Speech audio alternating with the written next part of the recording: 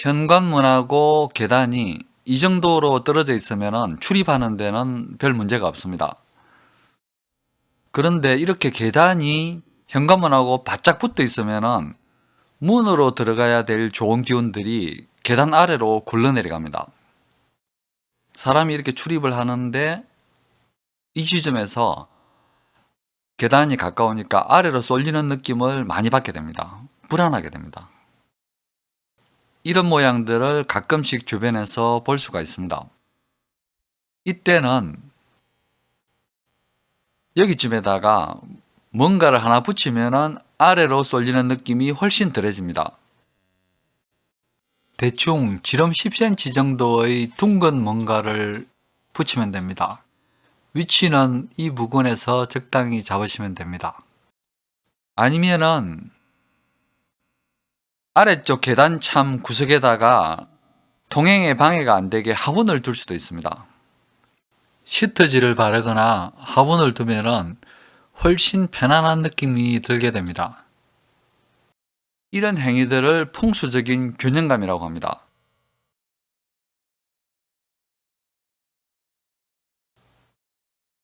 어떤 분들은 현관에다가 초록식물이나 해바라기를 두면 좋다고 하는데 벽에다가 액자나 거울을 어울리게 거는 것은 좋지만은 이렇게 큰 화분이나 툭 튀어나온 가구를 현관이나 통로에 두는 것은 좋지가 않습니다. 마치 이런 상황을 고의로 만드는 것하고 똑같습니다. 현관이 아주 넓지 않다면 화분을 두거나 가구를 두는 것은 절대 금물입니다. 풍수는 집의 구조나 모양에 따라서 공기의 흐름, 바람의 방향 등이 바뀐다고 생각을 합니다.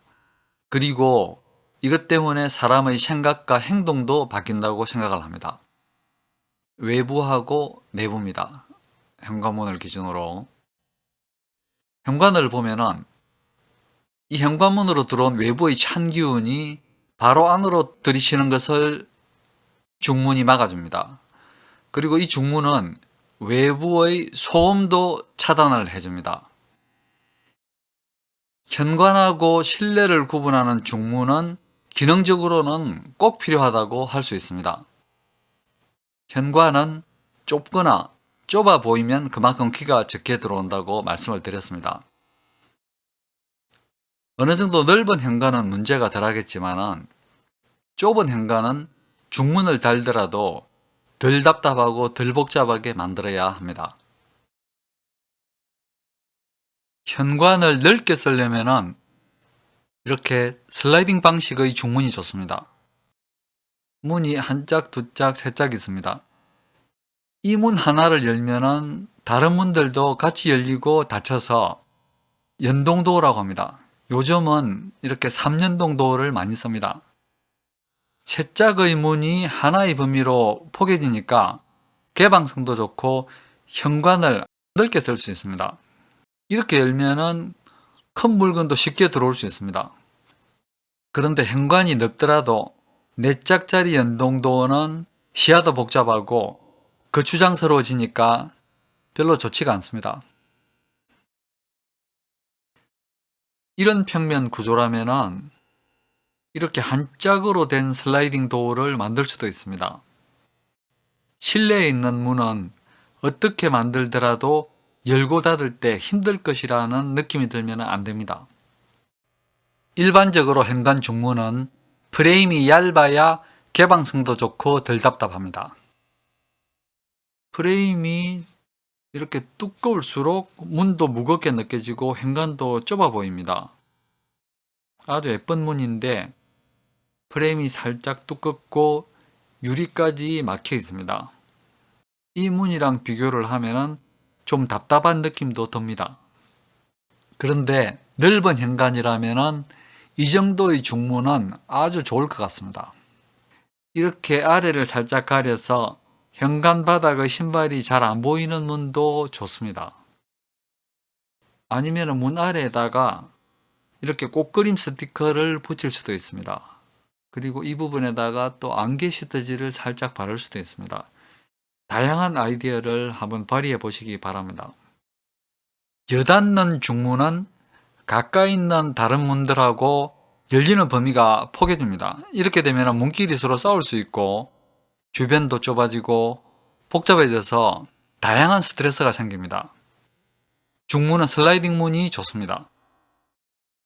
그런데 이 아파트 전체가 아주 큰 평수에 현관이라든지 이 주변도 아주 넓으면 이때는 여는 중문이 더 좋습니다.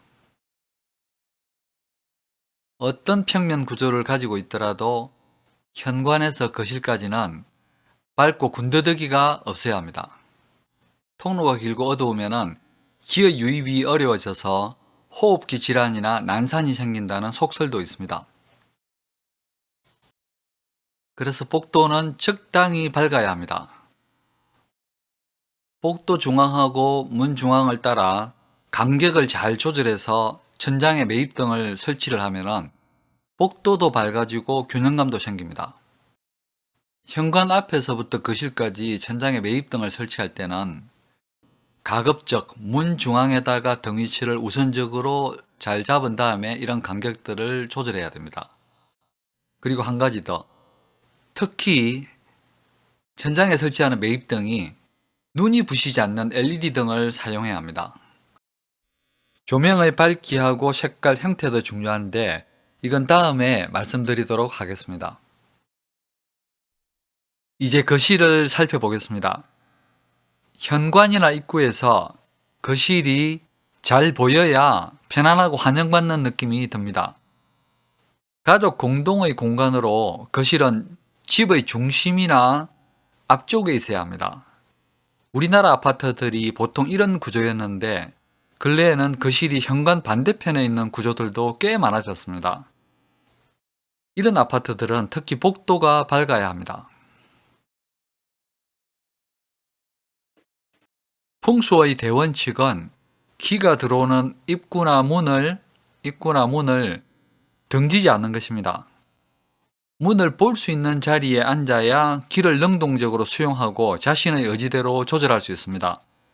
이런 데 지라면 등을 돌리고 있는 이쪽 소파보다는 여기나 여기에 앉아 있는 사람이 자연스럽게 주도권을 가진다고 볼 수 있습니다.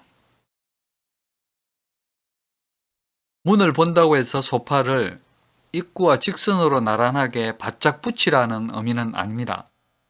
문의 대각선 안쪽에서 문을 편하게 보라는 그런 의미입니다. 이런 원리라면 당연히 이쪽에다가 소파를 둬야 합니다. 현관문을 볼 수 있는 위치가 이쪽입니다.